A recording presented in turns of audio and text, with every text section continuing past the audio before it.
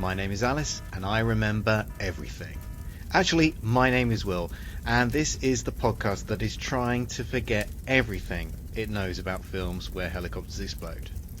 Now, films adapted from video games have a terrible reputation. From Uwe Boll's notorious House of the Dead to the fiasco of the Super Mario Bros. Movie, or more recently the box office disaster of Assassin's Creed, their history is littered with critical and commercial failure. But the reason Hollywood keeps making them is the hope they'll be the next Resident Evil series. The franchise, which now includes 6 live action films and 3 animated movies, has made over $1 billion at the box office.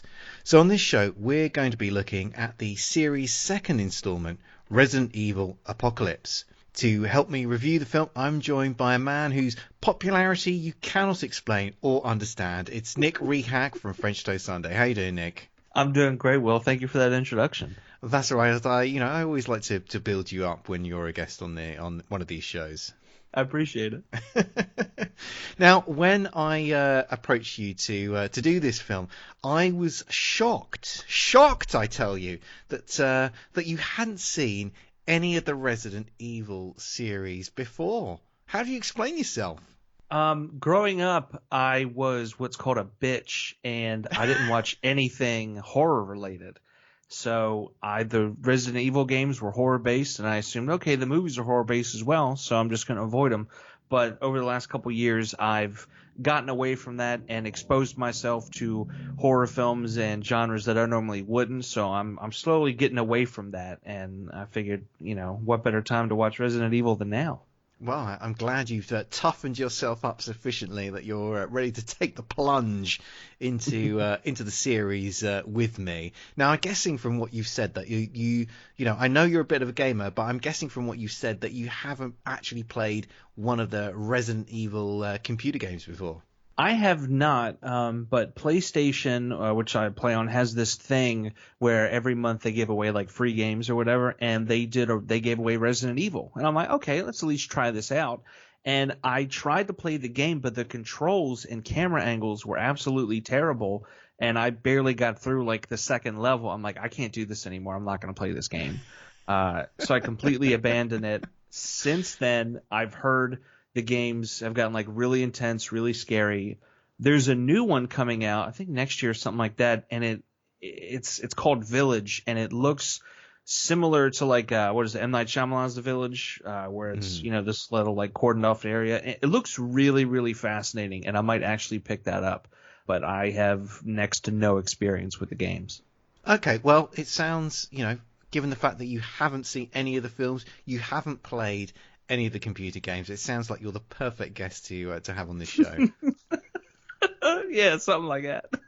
You can't say I do my. You can't say I don't research my guests properly. So without any further ado, let's get stuck into Resident Evil: Apocalypse. So let's have a quick blast of the trailer and see if Milla Jovovich can remind us of her name.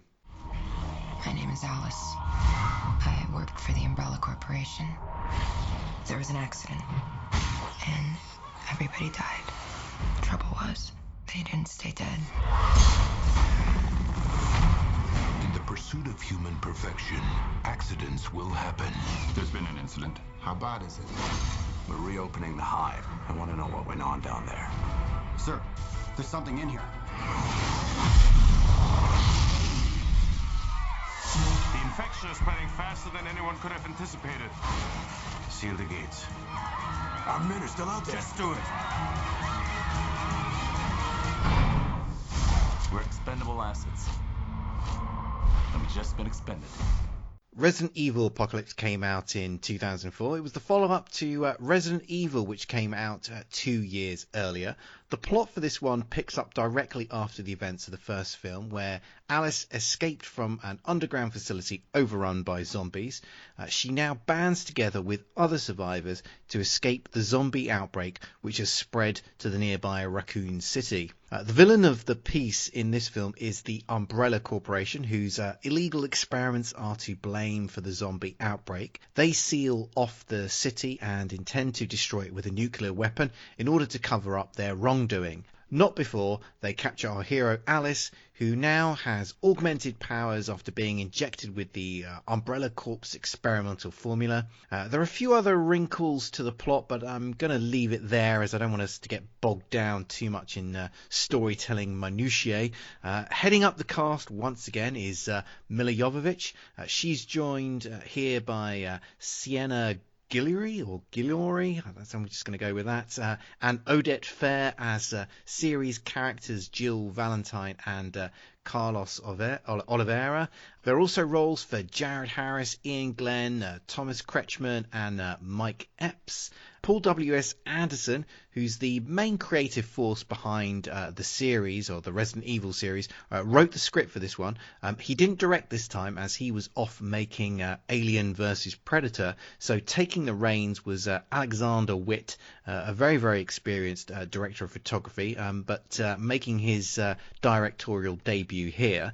Resident Evil Apocalypse has a 6.2 rating on IMDb and a 60% audience rating on Rotten Tomatoes. It's interesting though to contrast those user scores to the critical reaction to the film, which was far harsher, and Resident Evil Apocalypse often crops up in lists of the worst video game adaptations. So with all of that out of the way, Nick, where do you land on this? Are you with the public or are you with the critics? I think I'm more on the critic side. I kind of enjoyed this movie. With the quarantine and everything locked down, I decided to not explore franchises that I haven't really done before. Terminator, Superman films. Resident Evil was next on the list, oddly enough, when you reached out. So I watched the original, absolutely loved it, had a ball. This one, I had fun, but I felt like it was missing some of the story elements that pulled me in on the first one. This one had a lot more action, a lot more stylized action, some of it completely absurd, which was fun, some of it kind of realistic. One thing I did notice, though, in this one, I think they pay a little bit more homage to the video game, at least in my eyes, because some of the camera angles are kind of bizarre, and you get those exact same bizarre camera angles in the game. I thought that was kind of fun. So just like something that I noticed visually. Yeah. But I really enjoyed it. I liked it more than I thought I was going to. I think the name throws me off, and I think it throws everybody else off. When you hear Apocalypse, you think of like this big world-ending event, and it didn't feel like that. I felt like this could have been called like Resident Evil, Mutation or Resident Evil Evolution, because like you said, the character of Alice kind of transforms, and she gets these different kind of powers and becomes stronger from the serum and everything. And I don't know. So hearing that going into it, having expectations not met because of that, I think that also impacts it. Oh, what you're saying is ringing a distant bell in my head, and frustratingly, I can't connect my mental synapses, because I think this film did have another title before it ended up being called Resident Evil Apocalypse. I think there was a little bit of a title change before this actually sort of came out. So unfortunately, I can't remember what that original title was. So interesting though that you sort of you pick up on that, and the fact that clearly they the people making this film were having a bit of wrangling themselves about what to call this film. But I'm interested in the fact that you seem to be much warmer on the first film than you were to this film. So what did you think that the original or the first film in the series had that this one didn't? I mean, you've already mentioned sort of the story element, so I just wondered, can you expand on that a little bit?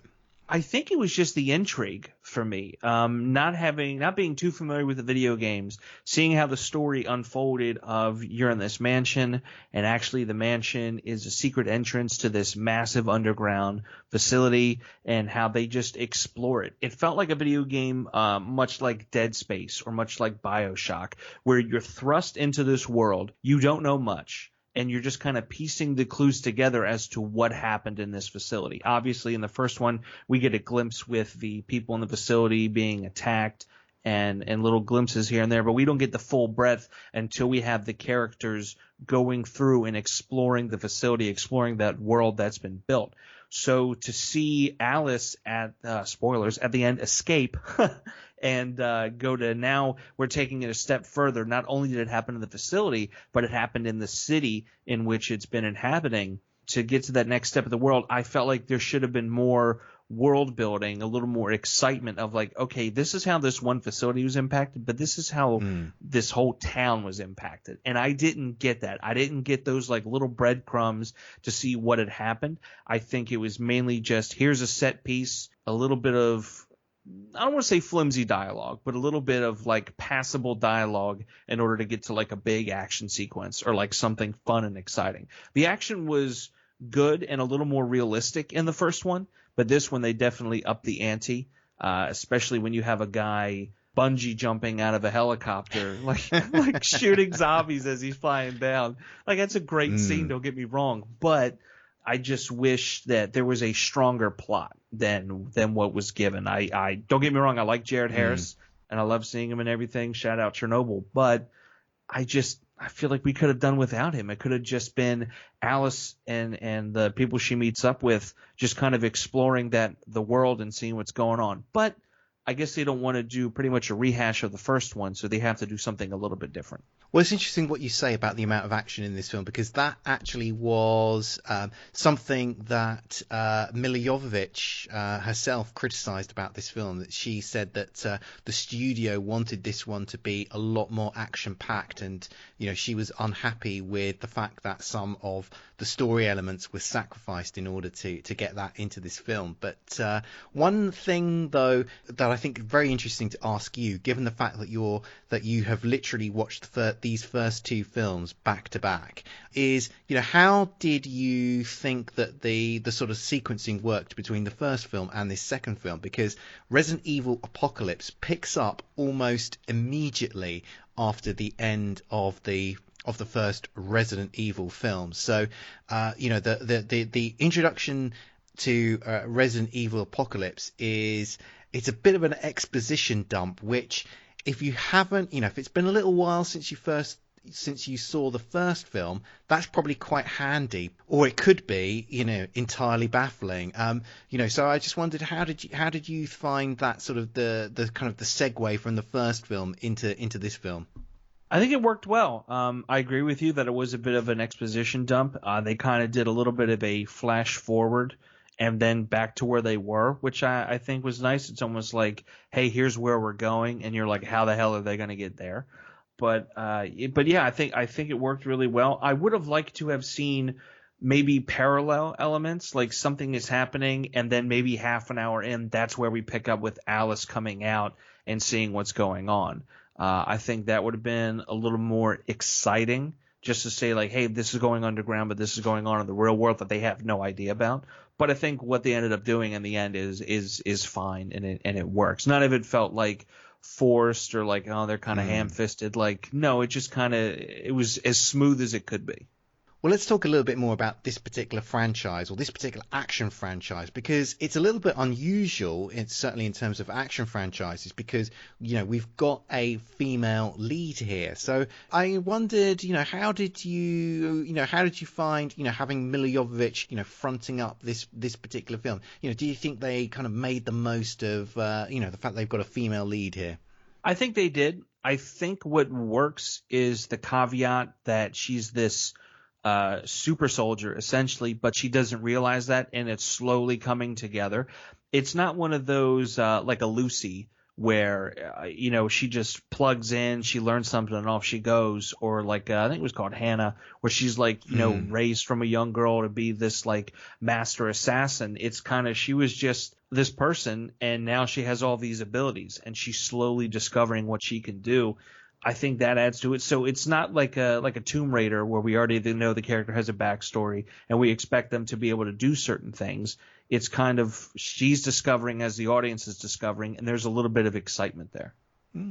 Yeah, I mean, I have a big soft spot for this franchise, and as anyone who's listened to an earlier episode of the Exploding Helicopter podcast, where we reviewed the film Ultraviolet. As they all know, I've got a big soft spot for Milla Jovovich, and I really love the Resident Evil franchise, and a large part of that is down to Milla Jovovich and her kind of performance in them, and I think she is really, really cool in this series and in this role. I think she exudes a quiet strength through her character. I really like the way that she underplays the character as well, and I think that kind of gives her this sort of almost like effortless cool persona in this film. And Resident Evil actually sort of gives kind of strong female roles quite regularly. So in the first film, you had Michelle Rodriguez in that film as well.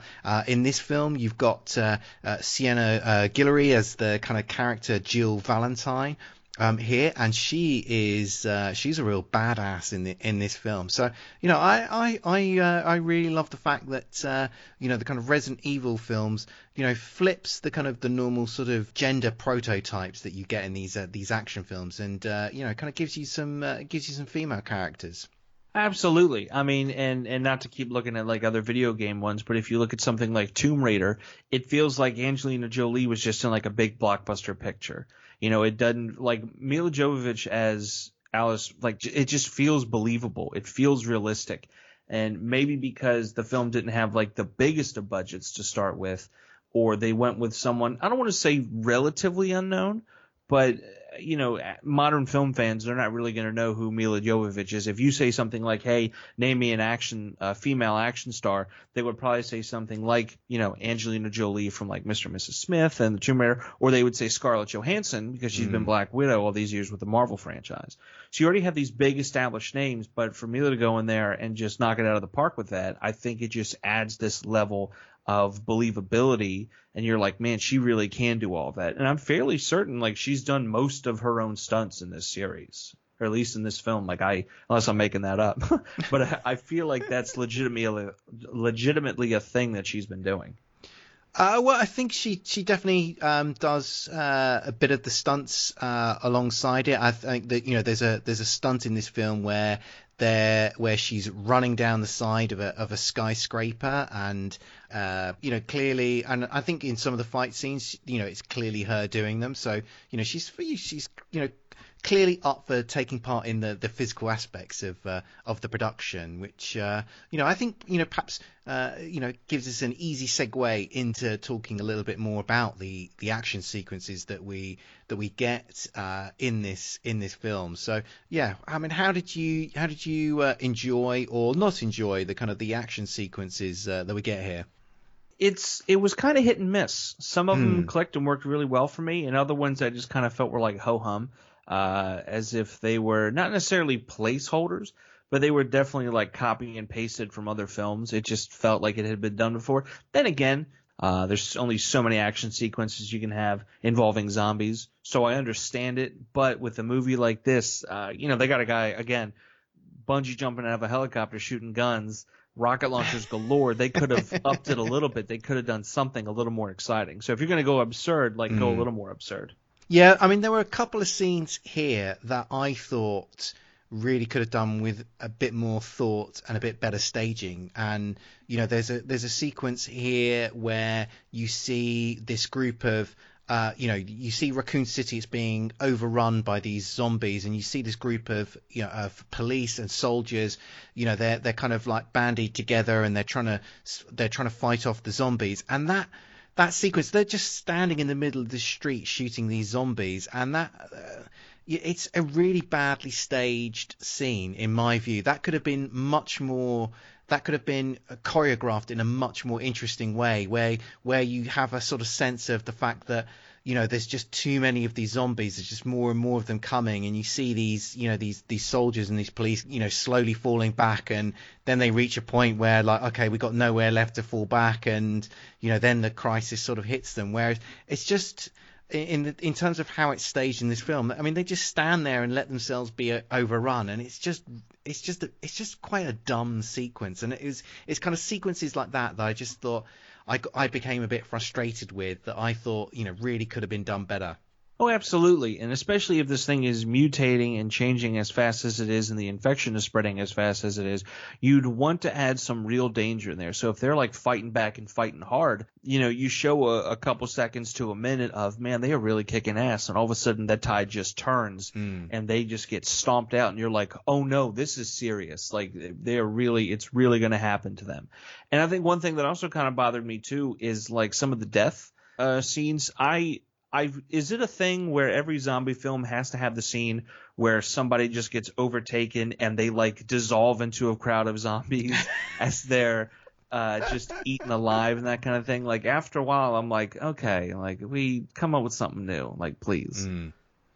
Yeah, I think that's a contractual obligation that there is a scene along those lines. I mean, I also was a little bit frustrated by some of the kind of the filming or editing choices that were here. Like some of the sequences, I mean, there's a fight between this sort of super zombie called Nemesis and Alice about halfway through the film, which is really messily filmed. I mean, you just basically lose any idea of what's actually happening in that particular scene. It's very visually incoherent, and there's also a bit of a sort of lack of tension, I think, in some of the action sequences as well. I'm glad you brought that up because I was going to bring that up with his battle as well. They do a decent job introducing the character. Obviously you want a bit bigger of a build up because this guy is just a big hulking mess kind of thing. It's like like a Master Blaster. He really should come thundering in and you're like, what more are they going to throw at us? Like there's no way this guy is coming after us. But like you said, it just feels like he's just kind of there. He does the usual destruction stuff. And then all of a sudden, spoilers, he's just like a good guy all of a sudden. Or like he's helping, he's turning. It doesn't, like you said, perfect. There's no tension there. So you kind of check out for a little bit and you just kind of wait for those exciting action pieces. I mean, what did you? We're not going to sort of talk in detail about the ending, but what did you think about the end of this film? Because this Resident Evil Apocalypse, it's such a. I think it's got almost like a unique ending in the sense of it ends about 4 times. The Dark Knight, has about 3 endings, but this one has about 4 different endings. I mean, what did you make of how this film resolves? I didn't like it. I'm not surprised. There's one point where it just ends, and I'm like, this is perfect. Yeah. I'm like, this is exciting. I want to see how this ending, how they're able to pull off what happens and continue it in the next film. I'm looking forward to that. Let's see what they creatively put themselves in a corner. Let's see how they get out of it. But to all of a sudden cut, and now we have like 20 more minutes to go, and here's Iain and Glen showing up, and I'm like, who's this guy? And they're like weirdly retconning him into these other things, and then it just kind of kept going, and I'm like, this should have ended a little while ago. Like the first one ends perfectly, where it's like, where am I? What happened? Boom, it's over. And this one, I felt like they were trying to go for that again, but they missed the mark. Well, let's change tack a little bit because, like me, you're a big music fan, you're a record collector, and, we like to talk about the soundtracks of films, on occasion. And Resident Evil Apocalypse had a soundtrack of that was created by artists, so sort of inspired by type soundtrack. So you had a lot of, well-known nu metal type bands, creating songs to be put out as part of this. And Nick, I think I got you to investigate that particular soundtrack, and because I wanted you to sort of pick out your favorite track from that soundtrack. So did you have a listen? And what did anything catch your ear? I absolutely had a listen, and the thing that jumped out at me the most is just the first track. It's the song Vermilion by Slipknot. I'm a Slipknot fan. Doesn't really seem it. I saw them February 2009 on the All Hope Is Gone tour, and they crushed it. They did a version of the song and just absolutely killed it. And a lot of the rest of the other bands on the album that used Killswitch Engage, Devil Driver, CKY, Deftones, it gave me that vibe like I was back in high school and like part of college going to like the Warp Tour and all of these like showcases. Like if I had a second pick, I'm going Killswitch Engage all day. But just hearing it, I'm like, oh, I'm back in high school. Like, oh man, this is cool. Yeah, I mean, I grew up on metal in the sort of late 80s, early 90s. I was into kind of like death and thrash metal. When nu metal came along, I was a bit sort of sniffy towards it because it just seemed sort of like diluted metal for kind of for posers. Although I have subsequently sort of enjoyed some of the tunes of it. Although I am now appalled that there is now bands like I don't know, like people like sort of like Korn or like Limp Bizkit are kind of they're almost now like heritage bands. We're kind of they're like, oh yeah, it's 20 years since our classic album, we're going to kind of come out and put that back on the road. And I'm like, oh my god, like how do we get to this stage where like people are looking back on nu metal with nostalgia? But that's kind of by the by. In terms of my picks in terms of songs here, I quite enjoyed the Deftones song on here, where they're doing a song called "The Chauffeur," which, incredibly enough, is a Duran Duran cover. Now, the Duran Duran song is off their first album, Rio, and I, to be honest, I didn't mind Duran Duran back in the day. I don't like this particular song when Duran Duran's doing it, but when the Deftones are doing it, it's actually quite listenable. Isn't that wild how that works sometimes? Like, what is it? Cars by Gary Newman. It's like, all right, I get it. But who did it? Fear Factory did a cover of it, and they just added a little oomph to it. I'm like, I can get behind this. And then there's footage out there somewhere of 9 Inch Nails doing a cover of it. I'm like, oh, yeah, this is where it's at. I also quite liked the Rob Zombie track that's on here, "Girl on Fire." Okay. It's quite stompy. It's quite groovy. I quite enjoyed that one as well. I've never been a Rob Zombie guy. Rob Zombie, Marilyn Manson. I've never gone out of my way. If I hear the music on the radio, I'm probably gonna change the channel. But they never did it for me. Okay, fair enough. Okay, I think it's time for us to take a quick break. And when we come back, we're going to be looking at the exploding helicopter action. Hi, everyone. This is Tim Costa. I'm Hermano da Silva. And this is Walter Vinci. And together we are the First Time Watchers podcast. Each week we choose a movie to review that none of us has seen. Watch it together. And then discuss. These movies could be new. Or old. Or on our list of shame. You can find us on iTunes by searching for the First Time Watchers podcast. As well as on Stitcher. And we love interacting with our listeners, so if you have any suggestions, send us a tweet. An email. Or post to our Facebook page. We'd love to hear from you. That's right. I mean, it's all about interaction. And talk about what we love. Movies. And you don't have to worry about us going on and on about this and that and the other and let's talk about this minutiae. Shut up. We're back, and now we're looking at the exploding helicopter action. This occurs at the climax of the film during the final showdown between Alice and her allies and the film's villain, Major Kane. During the confrontation, it looks like it's curtains for Alice when a couple of umbrella choppers fly in to finish everyone off. At that moment, Nemesis, a kind of super zombie that's been part of the forces of evil, suddenly switches sides. He bazookas one of the helicopters, which explodes and causes the other helicopter to detonate as well. Nick, what did you make of the exploding helicopter action? I liked it, but I didn't like it. I liked it for the fact that the shrapnel kind of causes the second one to blow up. I feel like I haven't seen that in an action film for a while. I haven't seen that kind of explosion in some time. So to see that felt good. But as soon as it happened, it was over. And I was really disappointed. Like, we don't really get a follow-up. It blows up and then that's it. We have debris going everywhere, propellers and everything. But I'm like, nothing, not a crash to the ground, not like it hits a building and that explodes too. Like, I wanted more, and I felt like they just took it away from me. They're like, look what we got, and it's gone. You're just greedy, Nick. You're just greedy. What can I say? But you show me all these fantastic explosions. There is a bar. A bar has been set.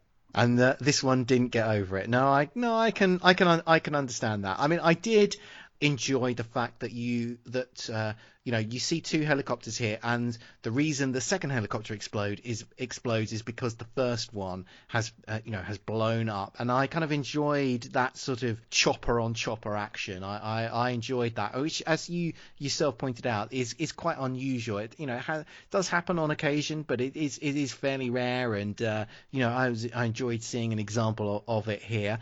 You do get to see the wreckage spinning out from the explosion, and you see some of the kind of the classic rotor blades spinning off cliche, which has really sort of developed over the years into a real sort of stock item of the exploding helicopter business here. But I kind of know what you mean here. I mean, in many ways, this is a very good exploding helicopter. You do get to see two helicopters explode. They're kind of blowing each other up. You get all this wreckage, spinning out everywhere. A piece of it sort of knocks out Alice, which kind of plays into plot of the film. But somehow it feels like they just don't quite make the most of it. They don't. Healthy explosions on both of them. Great explosions. Visually, it's impressive. It almost looks like they genuinely blew up two helicopters. Like, the effects work is really well done. But it's just like, come on, man. Like, I want get a third guy flying in there. Get something for me. It's just it's over before it begins, and I just want more. Okay, I think that just about wraps things up for this show. Nick, thanks for joining me once again. If people want more Nick Rehak, what should they do? They should just go out and about and look at – there's a new podcast that's out. Mark Hoffmeyer and Jay Cluett, members of the Lamb, they have put out a new podcast called the Deep Sea Podcast. Deep Blue Sea Podcast. And they look at the film Deep Blue Sea. But unlike other podcasts that do like the Deep Blue Sea Minute or whatever, they actually look at it by DVD chapters, which I thought was interesting. So they cover a couple minutes episode by episode rather than like one specific minute, and you kind of have to stretch it out. We had a great conversation. I was a guest on that, so absolutely check it out. Absolutely check out previous episodes of this great podcast, The Exploding Helicopter. We recently talked about another video game movie with Far Cry, and a really, really fun Bollywood film, Tigers in the High. Chef's Kiss. That is a great movie, so watch that and then listen to this. Outside of that, I'm just kind of hanging out. You'll find me on other episodes of other podcasts if you do a little bit of Googling. And, as always, FrenchToastSunday.com, but we're not really doing much at the moment, so there's nothing really to plug for that. Save your clicks for Exploding Helicopter. Yeah, a wise choice. As always, don't forget to check out our website, explodinghelicopter.com. We'll be back soon, but until then, keep watching the skies for those exploding helicopters.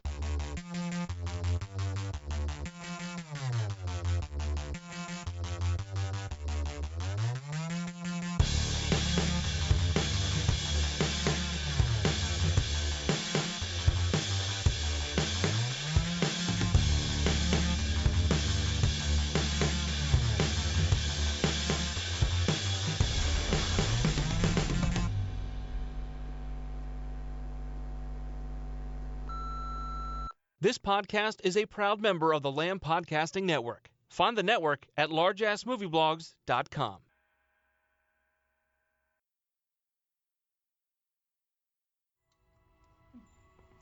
Look at me. Can you remember anything? You remember your name? My name.